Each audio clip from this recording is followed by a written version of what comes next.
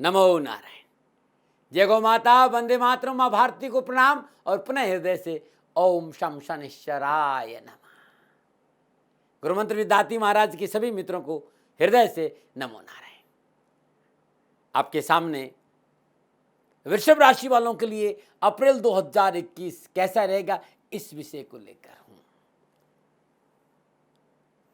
गणनाओं के हिसाब से राशिफल की चर्चा करूं उससे पहले मेरा अनुभव कि वृषभ राशि वालों में क्या खूबियां होती है और क्या कमियां होती है, और वृषभ राशि वाले लोग किन के साथ व्यापार करें, किन के साथ वैवाहिक विवाह करें या किन के साथ मित्रता करें, ये भी मैं चर्चा करूंगा। इसके साथ साथ वृषभ राशि वालों 13 अप्रैल से नवरात्रे प्रारंभ हो रहे हैं और नवरात्रों में धन संबंधी परेशानियों से छुटकारा कैसे मिले, कर्जों से छुटकारा कैसे मिले, रोगों से कैसे छुटकारा मिले, कारोबार में कैसे सफलता मिले, नौकरी में कैसे सफलता मिले, अद्भुत उपाय भी बताऊंगा। तो सबसे पहले वृषभ राशि वालों की खूबियां। वृषभ राशि वालों, ये मेरा अनुभव है मेरे मित्रों। मेरी बात कोई गलती लगे तो मैं क्षमा पहले ही मांग, क्योंकि मैंने अपना अनुभव आपसे शेयर करना चाहता हूं कि इन पिछले 40-50 सालों में जो मुझे देखने को मिला वही मैं आपके सामने रख रहा हूं। अध्ययन और जो मेरा व्यवहारिक विश्वास है वो आपके सामने। वृषभ राशि वाले अपार बौद्धिक क्षमता के मालिक होती है। वृषभ राशि वालों में जो बुद्धि है, जो बौद्धिक क्षमता है वो अद्भुत होती है और वृषभ राशि के लोग बड़े विश्वास पात्र होते हैं। इन पर आंख बंद कर भरोसा किया जा सकता है।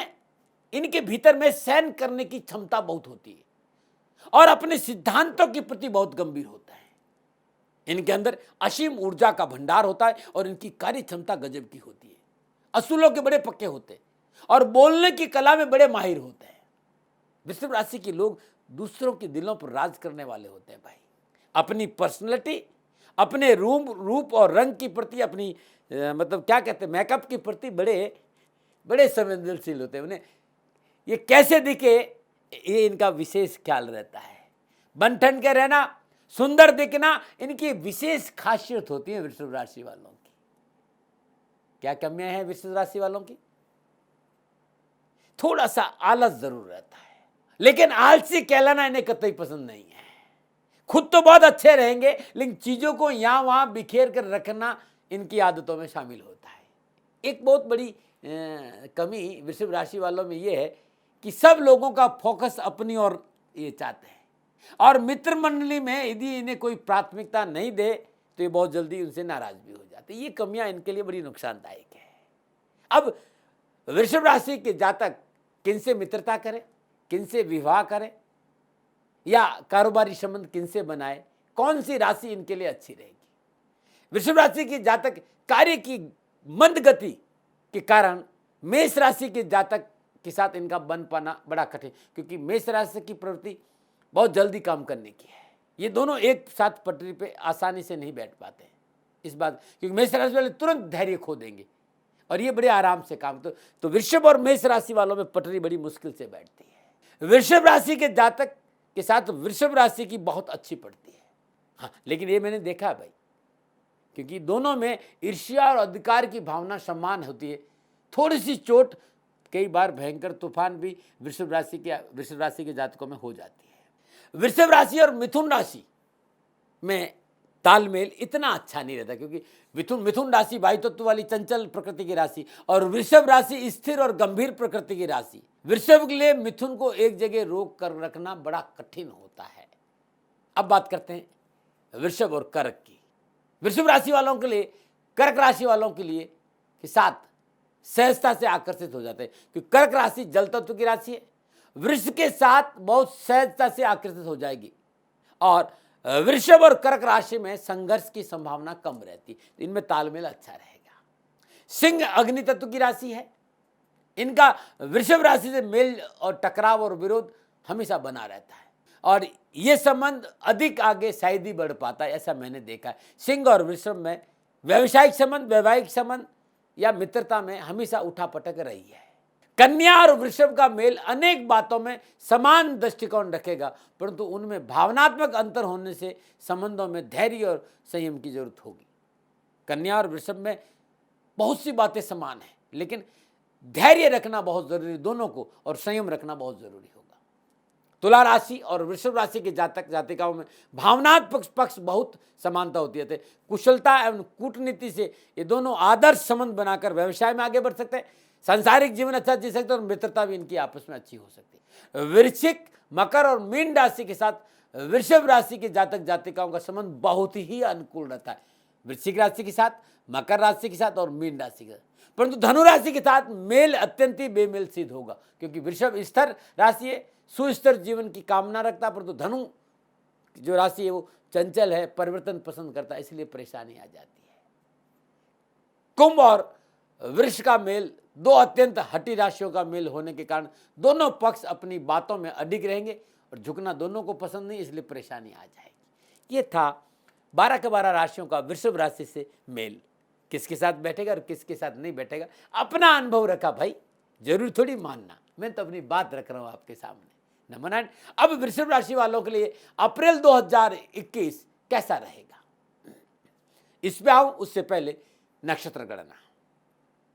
वृषभ राशि वालों के लिए राशि अधिपति शुक्र माह के आरंभ में एकादश भाव में अपनी उच्च राशि मीन में विराजमान है। चंद्रमा सप्तम स्थान वृश्चिक राशि में, एकादश भाव में मीन राशि में सूर्य पहले से गोचर कर रहे हैं, और बुध देव भी 1 अप्रैल को एकादश भाव में अपनी नीच राशि मीन में आ जाएंगे। राहु देव और मंगल देव लगन में अंगारक योग में, और केतु देव सप्तम स्थान में विराजमान में वृश्चिक राशि में। बृहस्पति देव शनिदेव नवम स्थान मकर राशि से गोचर कर रहे हैं। राहु और मंगल का लगन भाव में बैठना आपके लिए अंगारक योग बन रहा है, जो आपके व्यवहार में अप्रत्याशित परिवर्तन लाने वाला है, और इसका प्रतिकूल असर आपके कारोबार पे, अपने व्यवसाय पे, आपके संबंधों में देखने को मिलेगा। और इस योग के कारण आपको कार्य क्षेत्र में आर्थिक चुनौतियों का सामना करना पड़ेगा। कार्य क्षेत्र में जो लोग आपके साथ काम कर रहे हैं, या आपके अधिकारी हैं, या आपके मित्र हैं, या साथी लोग हैं, उनसे आपको सहयोग नहीं मिलेगा आपके अपने स्वभाव के कारण, इसलिए संघर्षपूर्ण स्थिति रहेगी। पिछले महीने की तुलना में आप अपने व्यवहार में काफी आक्रामक रुख अपनाएंगे, जो कार्य व्यवसाय में मेहनत के बावजूद शुभ फलों की कमी का एहसास कराएगा। इस समय आपको आर्थिक तंगी परेशान कर सकती, साथ ही अत्यधिक क्रोध और इन परिस्थितियों में आग में घी का काम कर सकती, इसलिए क्रोध पर काबू रखना बहुत जरूरी है। यदि आप कोई साझेदारी में व्यापार करते हैं तो ये समय बेहद संभल कर चलने का है, लेकिन ध्यान रखना ये परिस्थितियां ज़्यादा दिन तक नहीं, मात्र 1 अप्रैल से लेकर 5 अप्रैल की रात तक है। 6 अप्रैल को बृहस्पति देव कुंभ राशि दसम भाव से गोचर करेंगे, और वृषभ राशि वालों के लिए बृहस्पति देव अष्टमेश और एकादश भाव के स्वामी होकर दसम भाव में विराजमान, और दसम भाव कर्म का विभाव है।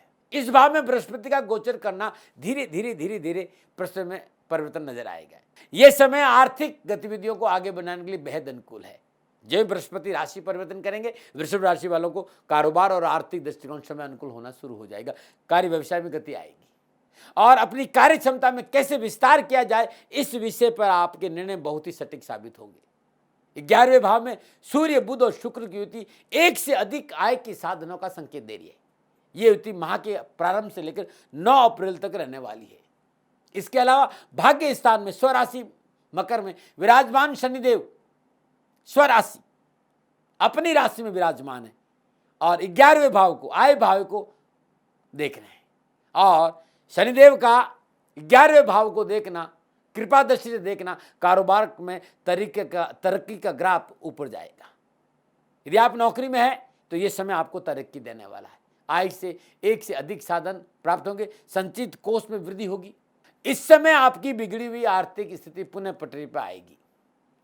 10 अप्रैल 2021 को लग्नेश और षष्ठेश शुक्र मेष राशि द्वादश भाव से गोचर करेंगे। ये समय आपके लिए पुनः सचेत होकर चलने का 10 अप्रैल से। यदि इस समय आप सचेत नहीं रहे तो धन का अत्यधिक खर्च पुनः आपकी आर्थिक परिस्थिति को बिगाड़ सकता है, इसलिए सावधानी का समय।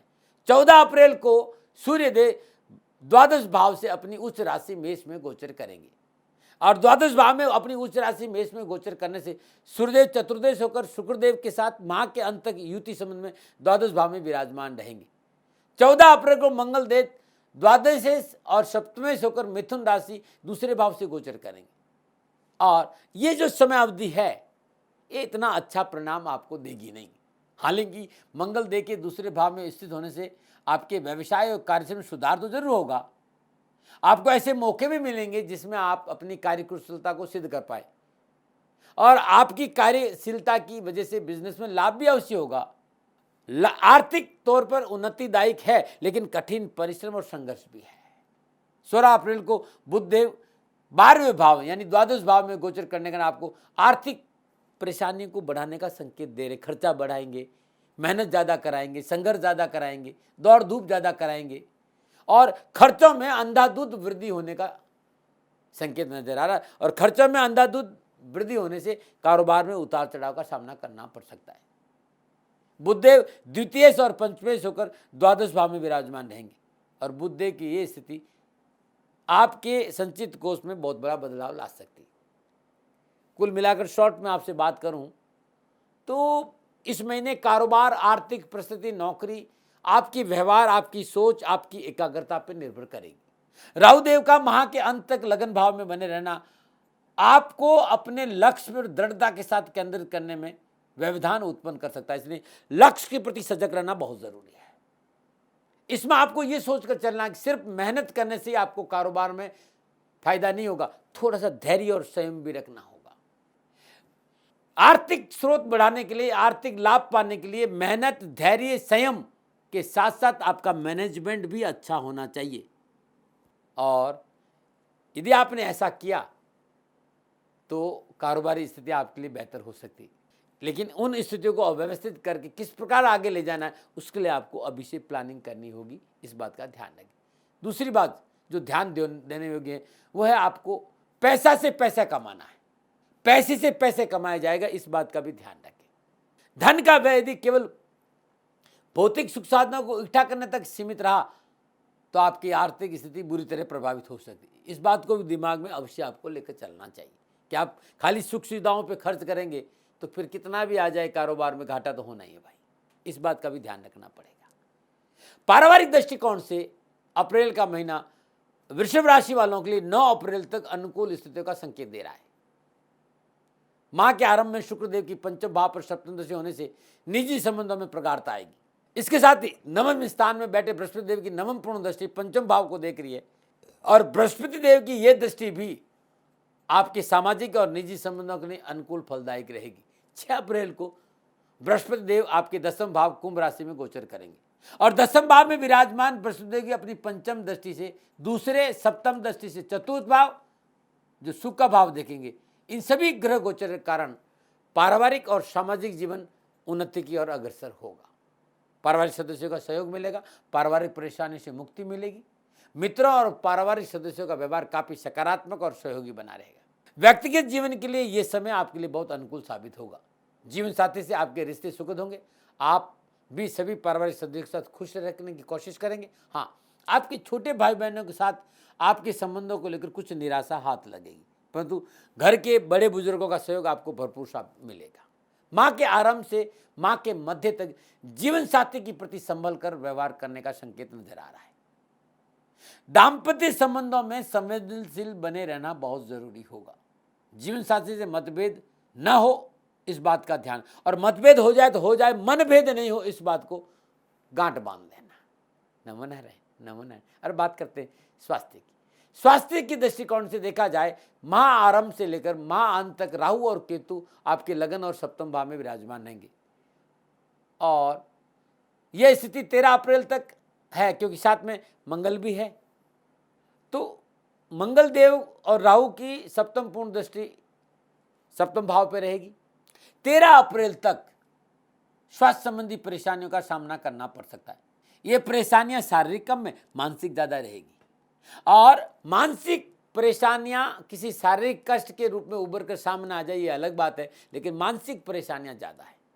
इसलिए आपको धैर्य और संयम का दामन पकड़ रखना होगा।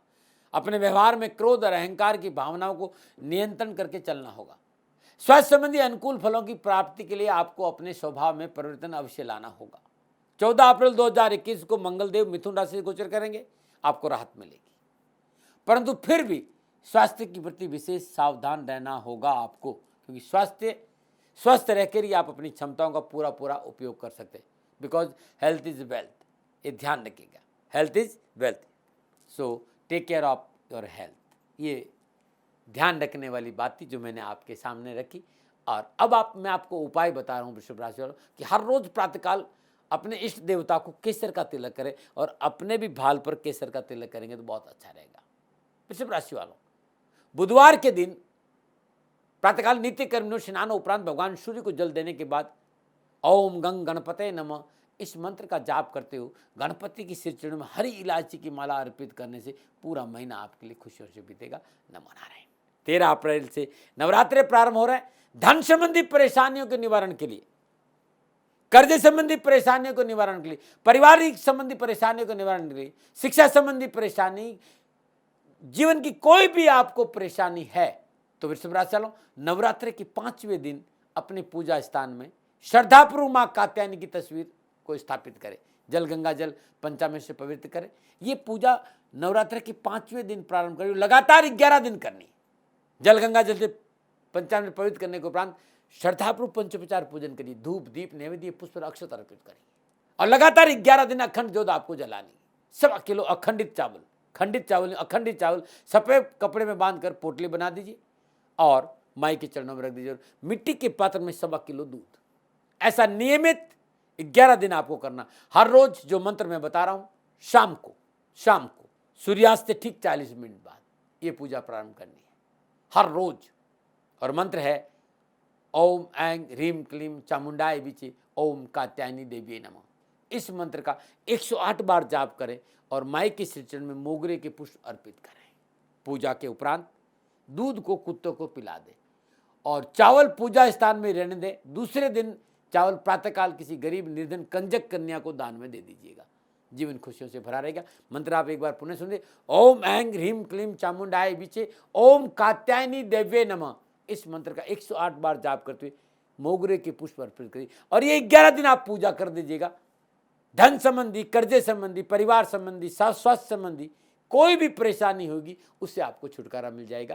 नमो नारायण। तो वृषभ राशि वालों के लिए अप्रैल का महीना कैसा रहेगा मैंने अपने विचार आपके सामने रखे। बंधु, परेशान होने की जरूरत नहीं। कोई बात समझ में नहीं आई तो बंद कर दीजिएगा, देखने की भी जरूरत नहीं, क्योंकि मुझे आपको तनाव नहीं देना, खुशी देने के लिए आता हूँ। मानो न मानो आपकी मर्जी है। नमो नारायण। राजस्थान का हर व्यक्ति जानता है कि दाती महाराज गायों से बहुत प्यार करते हैं, बेटियों से बहुत प्यार करते हैं। हजारों सैकड़ों बेटियों के लिए, जीवन के लिए मैंने अपना संपूर्ण जीवन दिया है और ये मेरा शौक था, मेरी राष्ट्र की धरोहर थी और ये करना मेरा कर्तव्य और कर्म था। मैं आपको किसी वजह से नहीं सुना रहा हूं, बस खाली बता रहा हूं कि ये मेरा जीवन का लक्ष्य रहा है। मनुष्य हूं और मानव होने के नाते मेरा कर्तव्य है कि मैं अपनी राष्ट्र की सेवा करूं। मैं इस राष्ट्र का नागरिक हूं। 30 सालों से मैं बेटी बचाओ और गौ सेवा में अपना जीवन इस राष्ट्र के साथ लगाया है। वर्तमान परिस्थितियां आर्थिक दृष्टिकोण से मेरी अनुकूल नहीं है। धन नहीं मांग रहा हूं कि मुझे आप पैसे दीजिए, नहीं, पहले भी कभी नहीं मांगा और अब भी मैं नहीं कह रहा हूं। और ये मेरा अहंकार नहीं है, क्योंकि धन को लेकर मैं राष्ट्र के सामने कभी नहीं आया था। हमेशा मैंने एक आख साहब सेवा करी, आप, मैं भी सेवा करता हूं, आप भी सेवा करें। धन नहीं चाहिए, लेकिन वर्तमान में जो आर्थिक परिस्थिति हैं वो मेरे को ये कहने के लिए मजबूर कर रही है कि सन्निधान गौशाला की गायें दुखी नहीं रहे, इसके लिए मुझे आपका सहयोग चाहिए। और सहयोग के लिए मैं स्वयं आपके साथ खड़ा हूं, आपकी समस्याओं के समाधान के लिए। भाई, आप अपनी जन्म कुंडली का अवलोकन कराना चाहते हैं, आप अपनी जन्म कुंडली बनाना चाहते हैं, आपको बहुत सी चीजों की जानकारी चाहिए, तो मैं आपके साथ खड़ा रहूंगा, पूरे साल खड़ा रहूंगा, जब तक जीऊंगा तब तक खड़ा रहूंगा। नंबर आ रहा है, इन नंबरों पर संपर्क करिए, आप मेरे से बात करिए, लेकिन इसकी एवज में गायों के लिए चारे की व्यवस्था कर लीजिए। और इसीलिए मैंने कहा था कि भाई थोड़ा दिन इस समय मैं परेशानी में हूं और मेरी गायें चारों को लेकर थोड़ी सी परेशान हैं। ऐसा हृदय से आया, लोगों ने कहा कि राष्ट्र आपसे प्यार करता है दाती महाराज, एक बार निवेदन करिए। तो मैं दान नहीं मांग रहा हूं, फिर भी मैं अभी भी मेरा ये अहंकार नहीं साथियों, मेरा राष्ट्र सर्वोपरि है। मैं ये नहीं कह रहा हूं, मैं ये कह रहा हूं मैं परिश्रम करूंगा आपके लिए और परिश्रम के एवज में गायों के लिए चारे की व्यवस्था करिए। शनि भगवान आपकी रक्षा करे और आपका जीवन सदा खुशियों से भरा रहेगा, ऐसा मेरा निवेदन। और वे लोग जो सक्षम है, सामर्थ्यवान है और जिन्हें दाती महाराज के ज्योतिषीय समाधान की आवश्यकता नहीं, तो उनको मेरा प्रणाम, क्योंकि बहुत से लोगों को मैंने देखा है पिछले एक महीने में लगभग 20 से 25-50 लोग ऐसे भी हैं जिन्होंने शनिधाम गौशाला में 2100 रुपया चारा कर दिया है। मैं उन सब के प्रति अपना आभार प्रकट करता हूं और यह सहयोग मैं जीवन भर याद रखूंगा। मित्रों, समय ऐसा है कि मेरी परिस्थिति आर्थिक दृष्टिकोण से अनुकूल संकेत नहीं दे रही है, इसलिए मैंने राष्ट्र से कहा कि शनिधाम गौशाला में परेशानी नहीं चाहिए। सरकार सपोर्ट कर रही है, अपनी सीमाओं में रहते हुए जो सरकार करती है, लेकिन उससे पूरा नहीं पड़ता है, ये आप भी जानते हैं।